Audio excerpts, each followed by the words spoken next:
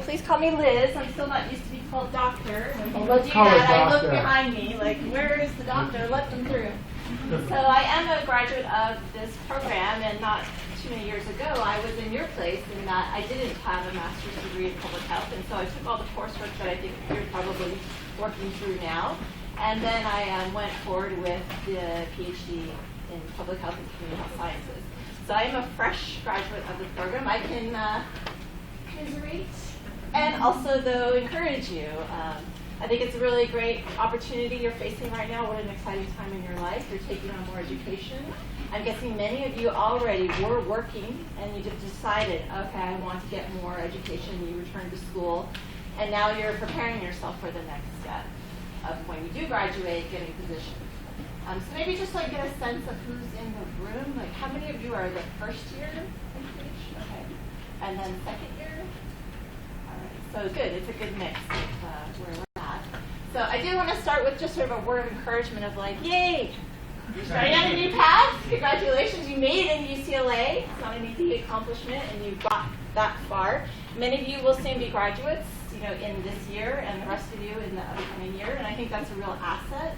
I have worked at UCLA as a hiring manager since 1999, where I've overseen more than 40 or so research associates, and to manage that many people, it means that I've interviewed and hired hundreds more than that. So it's really from that perspective that I'll be sharing my experiences today to maybe give you some tips on how you can go about securing a job. Of course, please share your experiences. I think some of you maybe are already on the job hunt. You're doing it now. Or you were freshly just left that as you entered this program. So please jump in with your own experiences. I am on the job hunt too now myself for a faculty position, so I can commiserate with you in that aspect as well. And for me, I'm finding it useful to hold on to this great feeling of like, I'm a good person. I would be an asset. They would be lucky to have me. So it's important to hold on to that feeling as you do get maybe offers to come be interviewed, but maybe not a job offer. Or you send out a lot of CVs, but never get invited for a call in. So it's important to be persistent, right? A lot of it is about timing. Did your information appear before the right people at the right time, and a match was made or not? So it's all about, don't take it personal, right? It's about, it's an experience where you're going to have the opportunity to meet a lot of people, especially if you get called in for an interview. You may be offered a job. If not, that's fine. It was an opportunity to meet some interesting people who you may encounter in the future who could be useful for you in the future. So that's just some words of wisdom that I'm living right now. I'm getting to meet a lot of people. Luckily, I have been called in for some interviews. No offers yet. We'll see. But I see a really great chance to meet these research camps who I previously have not had the opportunity to meet before. So it's a great way to make myself known to them. It is true that most of my research is in biobehavioral type of research, so social sciences. I have a background in addiction and substance abuse type of research, community-based research. So that's probably what I'm most knowledgeable about when it comes to hiring as well. I've hired staff into those positions, many of whom were MPH students like yourselves coming out of UCLA. So, okay, so I'm going to go over here and transition. And so first I did want to talk a little bit more about what you think it's like to be me, the hiring manager. So maybe you've been in this position maybe yourself too in your prior work. Like, what do you think are some of the challenges or demands that someone like me might face when I'm charged with finding the new talent to implement, let's say, a research study? We already have maybe a team of 4 or 5 research associates, some statisticians, and some other principal investigators, and I'm the one who needs to go out and find a few more key people to help out with that work. Well, when you already have an established team, it's really important to find a really good fit for that team, both skill-wise and personality. Yeah, exactly. That is a very important thing, and that could be one reason why someone gets chosen over another person who has equal background and experience and education. It can come very much down to the fit. How well do I think this person's going to mesh in our team, and especially maybe the senior level investigators, some of whom can be honestly difficult to work with. They can be challenging. They're used to having things done their way or the highway. So if someone can't work in that environment, that's something I'm looking for when I'm going to select people. That's not the case with all senior people, but sometimes that is. Okay, maybe what are some other challenges? Yeah. I know that when I used to, it depends on whether the job is seasonal. So I used to work a lot with schools. Yeah. So if it was, let's say, hiring in the summer and someone didn't have so much experience, then I know that I can take that time to like train somebody. Yeah. But if it's like, say, in the school year, I need someone who can just kind of come in and like start just going with it. Exactly. Yeah, the timing. Do we have the leisure to train someone up? Maybe a very junior person, a very green person who you think would be fabulous, but you can see maybe it's going to need a little more investment of time.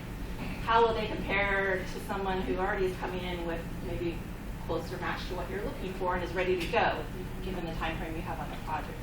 Honestly, it's true in the UCLA environment. It can take us, let's say, a long time to get the job approved to be posted, which then means people can apply for it. That process can take 3 or 4 months. Meanwhile, we're waiting. Our budgets, we're burning through our budgets. We really need staff, but we're not able to open the job yet.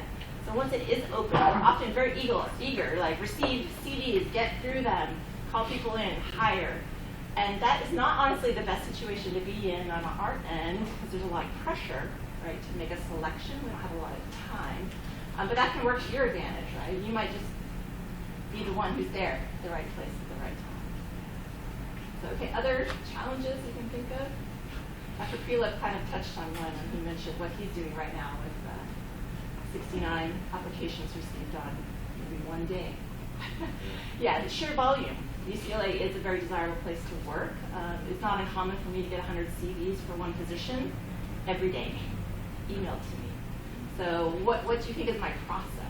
And this is just a small part of my job. Hiring, training, managing people is maybe I should be spending 10% of my time on that. The rest of my time is doing the research, getting that data collected, training up our partners, writing publications and proposals. That's what I get really rewarded for, publications and proposals. So imagine here I need to hire people. I don't have a lot of time. Hundreds of people are being sent to me, maybe every day. What am I going to do to like make this an easier process for myself? There's no right or wrong answer. What would you do? Yeah, you start eliminating, you're looking for reasons to eliminate people, right? Easy things, just the very simple things that they should know better. Typos on your CV, you didn't send the things that were asked of you, it's not clear how well you're matched to this position. All of these basics of, indication the person didn't really look at what the job was and tailor themselves to get that job is a reason to put them aside. Meanwhile, we are looking for the best candidates. They float to the top, and everyone's going to get ranked after we've eliminated the easy to eliminate. Yes. It's true, even with a CV, with going electronic, we often don't even look at CVs, right? It's scanning like UCLA has an online application that you must submit with your CV and cover letter. And that's often the first place we'll start looking just to see if there's any things that right away would knock someone out. Like they don't have the right education or experience, or they didn't answer the questions about prior criminal convictions, those types of things. I don't have time to ask you, why didn't you answer those questions? I'm just going to put you aside. Okay, so keep that in mind. Often the person who you're going to meet with who's in charge with hiring, very busy, they don't have a lot of time, and often this is not their main job responsibility. But in the end, they're also held accountable, though, for whoever they do hire, right? So think about that. When I'm going to meet people, I know that whoever I do hire, I'm going to be the one who gets thanked or kicked in the butt, depending on how they perform, right? So if they're a stellar person, everyone wants that person. Who hired this person? Fabulous. If they flame out on me and embarrass in some way, embarrass our organization, that's going to follow me for the rest of my career and jeopardize my ability to be a supervisor or manager in the future. So it's not just about you, how well you do, but the person is thinking about, am I going to take a chance on this person? Are they going to fit well with our organization, but perform in a way that's admirable? Yeah, so that's all part of it. I hope I'm not scaring you guys too much, though. Okay, so we touched on a couple of the things about how I don't have a lot of time, but I am a person who's going to be held accountable for whoever it is that I hire. And it's true that people who didn't work out, organizations tend to remember them forever after. The stories are told about them forever after, unfortunately. And the people who work out really well and do great, they're remembered too, right? So especially research associates who go on and get their medical degree at Harvard, and now they're working in public health in Zambia or somewhere. You know, we remember those people too. Of course, we love it when we see people who we got the opportunity to work with and got to be a part of their mentorship and training, who spent some time with us, did a great job, and then moved on to something else. Of course, we love that, whether it's at UCLA or elsewhere.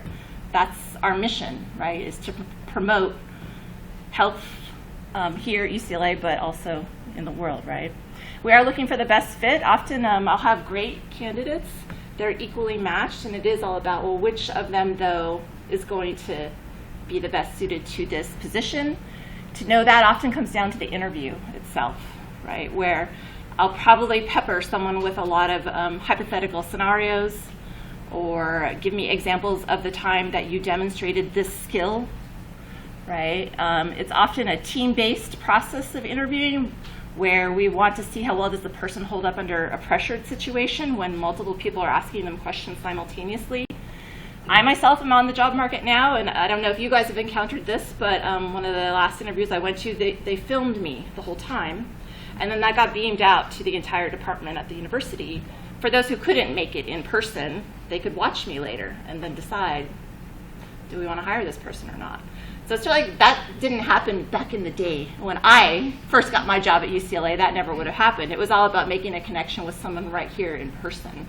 So maybe that's something to think about now too. I know healthcare organizations, they increasingly are interviewing people through Skype, right, through multimedia formats. And they're determining, do we want to meet this person in person, or maybe we'll just hire them right here on the spot based on how well they present themselves online. Right? So that's like a new element that I'm still figuring out, but I expect that you're going to encounter in the future, probably pretty sure, right? The sifting process, like we talked about, the people float to the top, the people float to the bottom.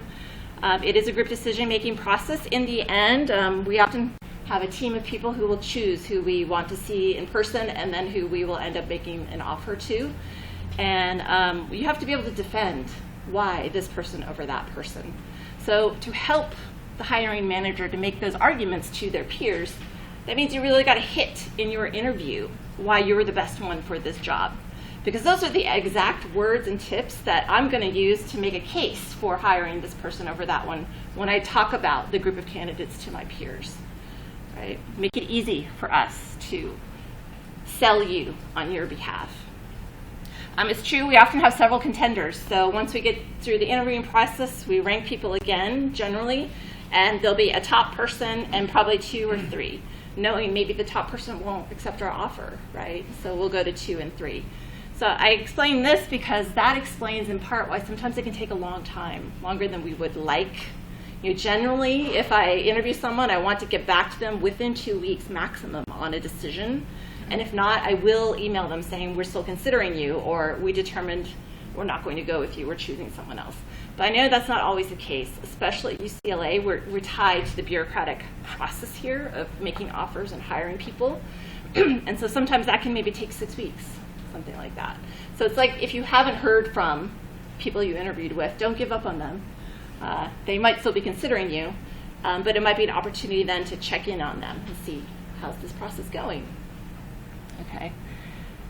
So maybe let's just shift gears to talk about resumes versus CVs. So I'm guessing you guys maybe have both. I don't know. Does anyone here have both, or have you focused on one? Yeah, both. Okay. So maybe what's the difference for you? You raised your hand in your CV versus your resume.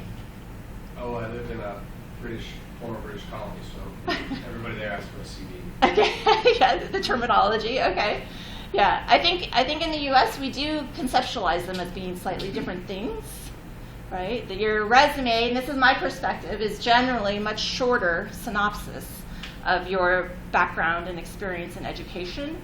A resume is usually no more than 2 pages, right? And it's probably been very tailored to the specific job that you're applying for. Whereas your CV is more like a compendium of everything you've ever done. And that can be very long. 20-some pages is not uncommon in the academic world, where you see, I'm sure Dr. Prelip has an extensive CV. Yes, exactly. Where, it's everything you've ever published, every project maybe you've ever worked on, all these different skills and experiences. And that's usually in our world geared towards the academic job market, right? Which maybe isn't quite what you guys are going to target initially, although it might be. Today I am going to talk mostly about resumes, the 2-page synopsis of who you are. But I encourage you to think about having both. For me, these are living documents. I'm updating these all the time. And when I was in school, I was updating them every 3 months. Every time I had a significant accomplishment or even a minor one, I would put it on both the CV and the resume. Why? I'm not going to remember later all the details that I want to show off on there. So it's things like publications, but also maybe, I designed this Summer Institute program for undergraduate students. So I wanted to have on my CV just one line about what was that program, including like the number of students who went through it. Details that later I would struggle to recall or maybe couldn't find all the documentation on to put it on the CV. So this is something you should be doing too as you're in schools, updating these documents all the time, getting ready for when you want to apply. Yeah. Can I add something? Because I think having that updated so far, you may meet someone who says, send me your resume, Yeah. right? And Yes. you want to be able to do it Now. right then. Yeah, that day, right? If Yeah. someone says that to you, that's a boon. Send it to them. Yes. This is a question I've asked and had answered before, but the different answers point out the fact that there is no consensus, Uh-huh. or that each different field might Yeah. have a different norm. Yeah. It goes to when you tailor a resume and you want to highlight certain jobs, Yeah. what that often winds up with someone with my background Mhm. is things out of order in terms of like employment history Yeah. and or what seem to be employment gaps. Right. So like if I wanted to highlight teaching positions only for a teaching job, then it would look like there were vast swaths Yeah. of unemployed Right. What time. was he doing the rest of the time? Yeah. And that's when you were doing project management or something else. Yeah. And Yeah. so the point is, like, is there any insight you Yeah. can add to this idea of either moving things around on the resume out of order or Yeah. bumping certain jobs higher than others? Yeah, I think it's a great point. It is important to tell a cohesive story and one where you avoid gaps, significant gaps in time that's unexplained on your CV. So that comes down to tailoring your resume can be a very time-consuming process to make it a cohesive story every time. And I'm doing that now for the different jobs that I'm applying for. But it is important then to highlight, though, on a resume, what is it about you that is targeted for this specific job? At the same time, though, making sure there aren't these gaps and that there is a cohesive story. So that it's easier to do on a CV because you have so many more pages, right? But still, even on a CV, I would say the most important information for that job should be on the first 2 pages, right? Education, some work experience. For me, publications should start on the first page and go down, and everything else comes afterwards. So I don't have like a concrete answer except No one that. does, so. Yeah. Yeah. I think showing it to other outsiders too, people who don't know you, is really helpful to have them then feed back to you. Just looking at who I am on paper, what do you get from that? And that's going to help you identify, like, did I do a good job of conveying myself on paper, or is something missing here that I need to fix? Because clearly this person didn't get it. So, okay. So it's this idea of, like, you're trying to make some bait. You're trying to make yourself bait to catch a fish, catch the job. It's important to groom yourself to be matched to whatever job that you're looking for. And that means things like, right, using the same words that they use in the job description. Making sure that it's very easy for the person looking through hundreds of CVs to see, I'm looking for this. Does this person have it? It generally has to be on the first page and easy for someone to discern off of the CV, right? So there are many examples online of good and bad CVs. I just pulled one here of a bad CV, things not to do, and probably you guys have already been exposed to this kind of thing. But it's things like, okay, the email address that they use is kind of like a not professional one, like sexy lady or that kind of thing. Like, okay, get yourself a new email. Don't use that for job applications. Their education, they are creating maybe these gaps in knowledge. It looks like only this education that's relevant to the role being applied for. So maybe for this job, it's not. It looks like they have business administration and then this educational type of background, and maybe they're applying for an education type of job. So the business administration thing maybe isn't relevant, That's something you might move down to somewhere else under like other experience or qualifications, or eliminate altogether. This is also just sort of about maybe, to me, if I saw this CV, I would think like they took up a whole page, but they didn't convey a whole lot of information, right? There is stuff here, but it doesn't make it easy for me to know what it is that they've done. And this might not be suitable to your guys' background, but some of these also just seem like too generic when they describe what it is that they did, like answering the phone, doing the banking, right? It's not professional enough sounding, and it also lacks some level of specificity. I don't know what that means really, or it just sounds like, well, that seems really simple, like we all answer the phone and do banking. Why is this a special skill that you want to highlight on your CV, right? So you want to make an advertisement for yourself, right? One that shows that you're unique and talented and special and will match the job, not just a person who can do all the things that every other person can do.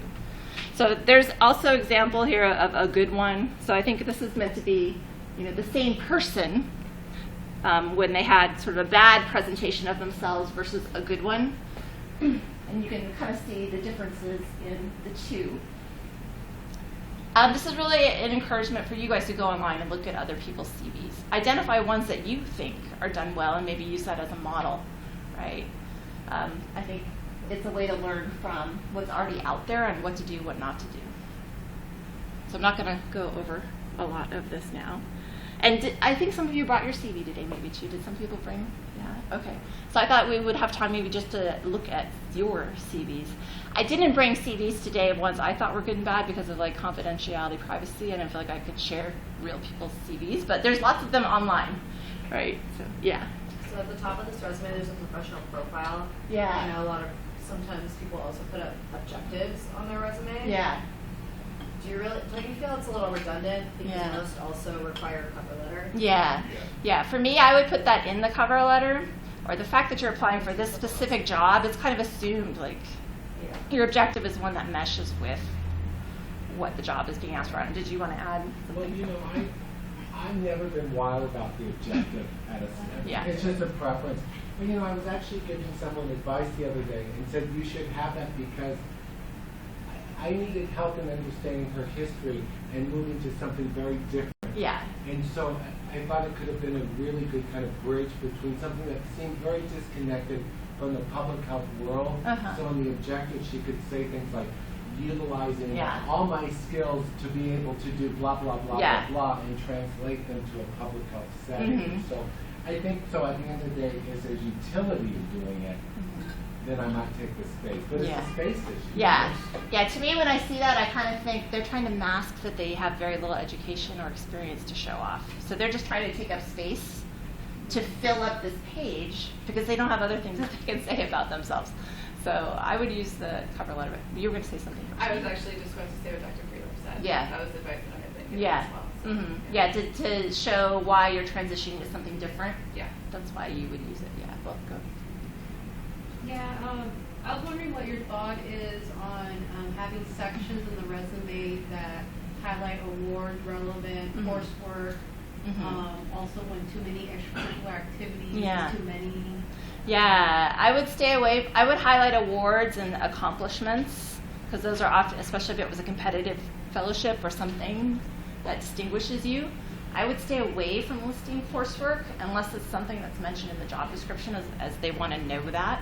Again, that's another thing that's going to clutter up your resume that in the professional world, I honestly don't care what classes you took. It's all about what skills can you bring to the job, assuming you got the right education that's going to have helped you get those skills, right?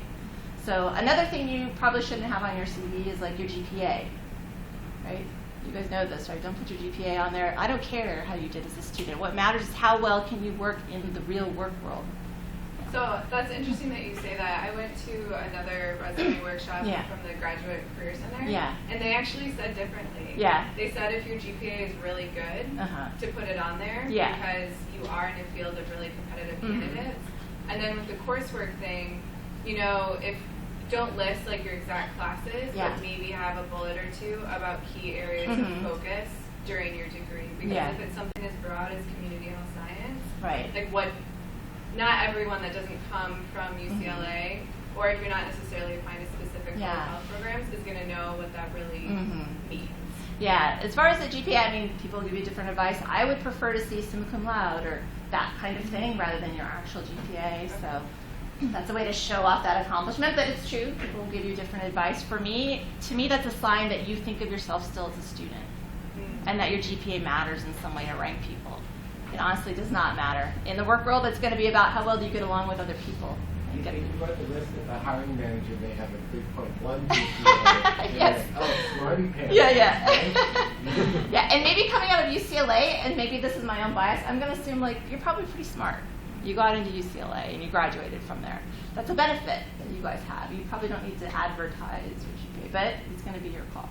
So is that true for like CV and resume then? Like Yeah. it's not included? Yeah. Okay. I wouldn't do it. Okay, and then I have another question, just kind of talking, like figuring out the differences between like how your CV should look and how your resume should look. Like, Yeah.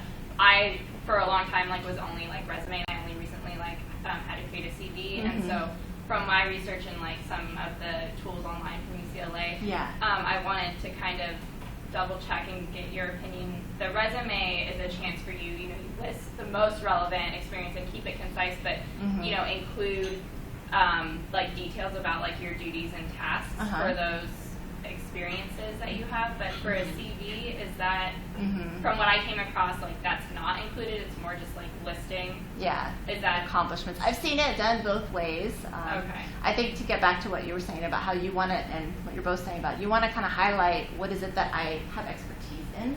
You can demonstrate that through coursework, but more important, I think, is the things that you did maybe as an intern or like the applied research or practice experiences that you've had. That's how you kind of demonstrate your area of expertise that's more valuable and of import to this type of work, right? The classes that you had are, of course, valuable and important, but what's more important is that you then applied that in the real world, and you can show that to me. That's why I like the internship program that I think you're all encouraged to do in the summer is so important. It's not enough that you just went to school and did well.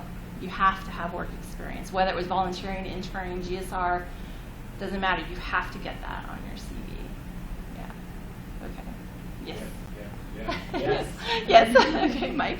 Well, about one of the earlier points, Yeah. you know, about conflicting advice. Yeah. It's probably cynical for me to believe this, but like, Yeah. whether they're in different career fields or whether they just got taught differently 10 years ago, or whether they're in different academic disciplines, the point is that people are reared thinking different things about what should and shouldn't be on a resume, and the point is you have no way of knowing what the recipient's perspective is on what should or shouldn't be on the resume. Yeah. And so it's really like rolling the dice or throwing darts in a way. Like, Yeah, one advantage maybe in the academic world is often the people who you're going to work for, their CV is online. You can go check them out and maybe use them as a model if it's a good model. Sometimes their CVs aren't so hot either, so you know, use your own judgment. But it's a way to see what is the culture here, and maybe I can tailor myself to that too. Yeah. I was going to say that too, and it wouldn't be a bad idea. I mean, everything is online right now, but if you're applying for a public health organization locally, looking on LinkedIn and seeing the people that recently started there, seeing what people that work there, how do they present themselves? Yeah. You know, and how much do they disclose and how much don't they? And kind of how clear is it? You know, I think that it just helps you get to know who you're catering that towards. Yes. Because it could be very different. Yes. Yeah. And again, I'm speaking from a research background, so it could be different from like industry or healthcare environment. So I did list here though some of my own pet peeves. Sometimes it feels like it's hard to know based on the paper just who is this person? Like, what is their name even? They didn't follow the convention of like, put your name at the top and make it very obvious, who are you? Or they have one name but other names because they got married or divorced or changed their name in some way. So then different names start appearing throughout their CV and it's unexplained, right? So you got to be very clear about who is this person on paper, and that a person reading it for the first time can put together the pieces easily. It shouldn't be a mystery. Your name with your contact information right at the top. Sometimes it feels like people are being difficult on purpose. And again, this is a result of having to go through hundreds of CVs. You just start feeling like, what is wrong with people? It's not hard. It's not rocket science. Follow the conventions. And it's usually just people are maybe trying too hard. They're trying to put too much information in there, cramming it, which makes it hard to read, right? You want clear headings with concise, clear bits of information in there, another clear heading with concise information. It tells a cohesive story. Not just like everything you've ever done on one piece of paper, as many words as you can get on there. No, right? That's not something that I want to read or that you would want to read. It's too confusing. TMI, right? Sometimes people use funky formatting or design, often to kind of hide that they're lacking the education or experience that would qualify them for the job. So I would stay away from like putting some weird border on it or, you know, some funky thing on the side. Keep it very simple, right? Also, sometimes those things create problems where I can't even open it, right? It inserts I don't know, macros in there or something where I can't even open the files that they send to me because of that thing that has been inserted to try to make it look pretty. The unexplained gaps we've talked about, key information is missing. Things like they didn't put their education on there. Like, do you have a degree or not? Are you in process? Then mark that there as expected as of this date. That tells me you're in school, but you will be done soon. Don't just leave it off altogether. Sometimes people overstate their experience or skills, right? They're trying to appear like they're ready to be a PI right now today, even though they just walked out of their MPH yesterday. That can happen. It's very unlikely, right? So just beware. You do want to sell yourself, but don't make it seem like you're trying to be something that you're not. You know, adding on to that is when you're looking for someone who has 1 to 3 years of experience, you expect a resume of someone who's had 1 to 3 years of experience. So you're not. So don't think you have to oversell yourself to something you're not, because if someone is coming off as having 20 years of experience, you want and often you're looking for someone who has 2 to 3 years of experience, and that can be as bad for someone to think you have too much qualification. So don't be shy or think you have to explain you have less experience. You are where you are. So it's about applying for the job that's matched to who you are. So I do sometimes will get, it's an entry-level position and they have an MD. No, eliminate them right away. They might be a great person, but just that demonstrates a lack of judgment right there. Like, no, I would never hire an MD into an entry-level position. It just wouldn't, and the university wouldn't let me. Never, besides the point. So, okay. Sometimes the contact information that's at the top of the CV turns out to be invalid. So I like this person. I want to set them up. I try to use that email or the phone number. I can't get them. Often because the person's in transition, right? They're moving. They just graduated, and the school email is one that they no longer check anymore or got discontinued. Or the home phone number that was their parents, their parents left, and that is now a disconnected number. So it's really important that that information is one where people can use it to get to you. So it's important probably to set up a separate email that is for just job hunting that will be valid no matter where you end up going in this process, right? Same with phone numbers, like a cell phone, probably the one that you're going to keep is important. So you'd be surprised. It has happened to me more than several times. I couldn't get the person. I eliminate them. It's too difficult. Blatant nepotism. So, first maybe the resume doesn't match the formal application. So at UCLA, people have to do both. Here's your resume, resume, cover letter, and then there's the application. If you're asked to do that, don't just put on that formal application like, see my resume, or leave it blank, because often that has to be filled out to allow me to even talk to that person further. It's a formal process. Yeah, I actually just had to do this. So in that situation, do you want, because I feel like on the application there was more space, more characters. Do you want it to be exactly the same, or do you want to use the application as a way to like elaborate on what could be like a 4-page resume of that? Yeah, I wouldn't use I'm oriented more to the resume, and then I check the application though to make sure that it's consistent. But I'm not going to look on that application for new or additional information in general. But that's me. So I would keep it consistent, but any information that you want to be sure people see, I would have it on the resume. But that could depend on the organization. It's true. So don't like hide information on one or the other. I would make sure if it's important, it's on both. You put it on both. So I guess what the killer here is when people leave it blank. right? That demonstrates to me that they don't really care, or they lack a level of meticulousness that is important in the research world. A lot of our positions are ones you're collecting data. You have to fill out every single box. So if you can't do that on your own application, I'm maybe not going to take a chance on you.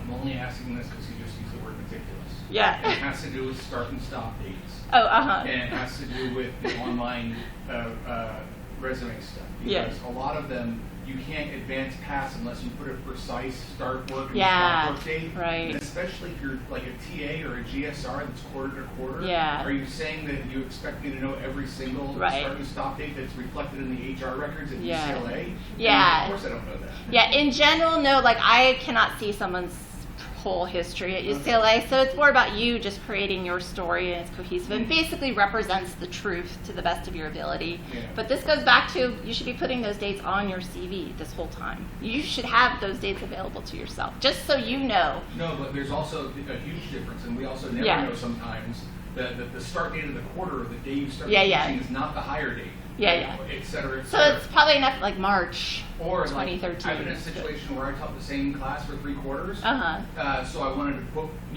one whole academic year's worth of continuous experience, but actually it was 3 separate hires and 3 separate years. I wouldn't get to that level of meticulousness. I would do the broad, like 3 quarters. Things that drive people insane.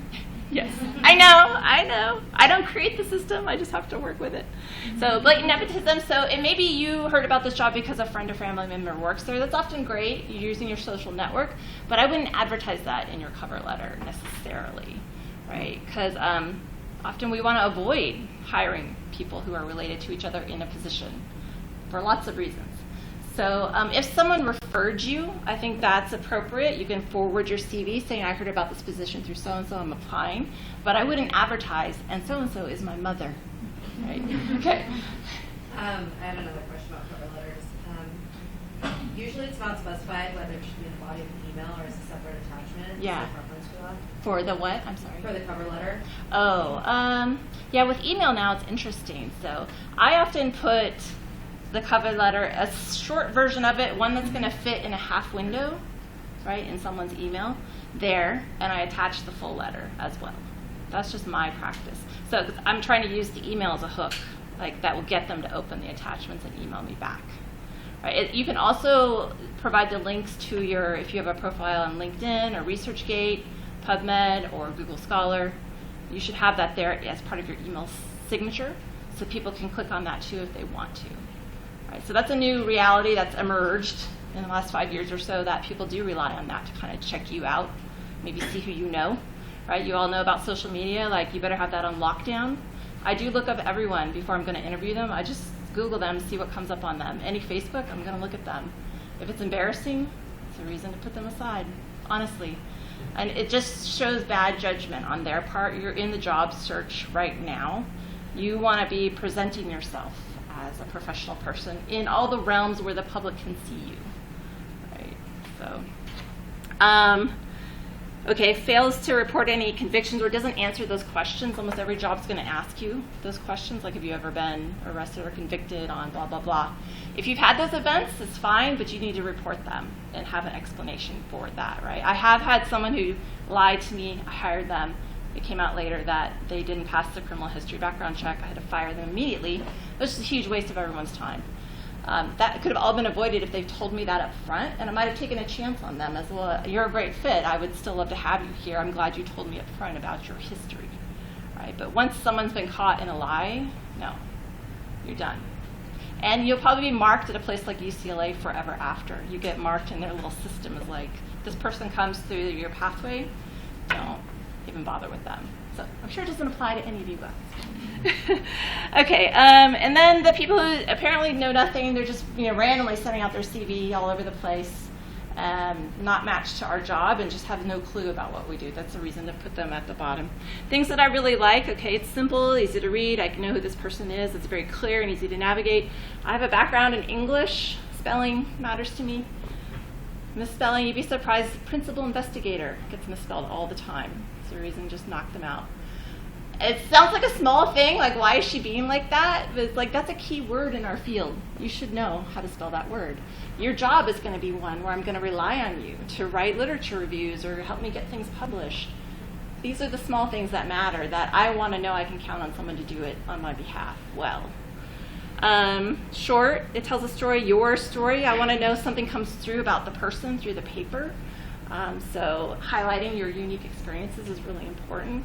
I love the internship experience. I didn't take advantage of that while I was here as a graduate student, but if you guys are engaged in that, that's something really to highlight, what you end up doing in your summer research experience or all of that. In the end, a good fit, this is the people I love to hire. There's some enthusiasm. They chose this position for a reason. They're interested in what we do. They're maybe using this as a stepping stone to their next path, whether it's here with us or elsewhere. I can see that they will be an asset to us. They're going to help get this job done. They're not going to be a burden in some way. That investing time in them is going to be worth it, and that I feel lucky to have this person on my team. So I often try to hire, I'm one of those people, I try to hire people who are better, smarter, have more potential than myself. I want you to go on and be the one who's going to hire me later. Right. So this comes back to the cover letter in terms of conveying like who you are. Right. I've heard also conflicting things on how sort of uber professional versus maybe a little bit more relaxed you should be in your manner of writing to try and convey your personality. Yeah. Yeah, and that goes back to, it's true, sometimes people, they're too formal, too stilted, and that, I think, is a mistake because you're not then letting yourself shine through. And I think it's okay to use some informal language, not overly informal, but, you know, you don't need to use all those business type verbs to start everything, like, that kind of have no real meaning. So, you know, I think the work world is changing in that, like, we're trying to hire a human, not some cog in the wheel. So here's a chance to show that on paper. So I would encourage people to use language that reflects who they are as a person over overly formal speak. So this is the first time I'm seeing like a recommendation to have a resume be over a page. And, in all my like past experience, you know, it's something that a hiring manager always says, like, why is it over a page? It shouldn't ever be that. And I think there may be some exceptions in here, but I think that especially for people, shouldn't really be over a page. Yeah, it only should go over a page if you really do have a lot of experience that you want to show off and it's not going to fit there. Right, but if you've got undergrad, your graduate degree, and some work experience, that probably will fit on one page. But maybe if you're a little older and you have some other additional work experience that you want to show off, it's okay to go over 2 pages. And kind of like together with that, the easy to read, like what's kind of the sweet spot for the amount of white space? Because I have a really good friend that is really high up at an investment firm. And she showed me her resume, and I was like shocked. It looked like basically empty to me. And she was like, "No, this is exactly like what I highlight from each position." And she just got a new job and was making like $1 billion. It seems like I know you've done a lot more than that. Right. Yeah, it seems like the higher people get up in management, the less they have to say about themselves because their position itself tells you things about them. So as more of an entry or middle level person, I would have white space. That is important, but not to the point where you neglect to highlight how great you are in whatever way. Yeah. So a way to learn about that maybe is use this, your secret weapon, the Career Services Center. They will work with you on your resume. I encourage you to take advantage of it. Yeah, I'm ending. Well, there wasn't supposed to be a class in here, but they moved it because of a guest lecture. Yeah. Well, we're at the end. I was going to cover interviewing, but really the CV. I encourage you to make use of this resource if you haven't already. Go to Career Services and have your CV worked over. Yeah. Put up the slide. It's just a brief do's and don'ts of things that irritate me or that I like. You know, and this won't be the last workshop. You know, and this gives us an example or an opportunity to do another workshop on this. And I just really, you know, hearing these questions, all great questions, great recommendations. Thank you for having me. And go get a job. Just realize that there's so much about your personal choice and how you want to do this. And I really want to thank Dr. Evans for taking her time. I encourage you to go on interviews now. Don't wait.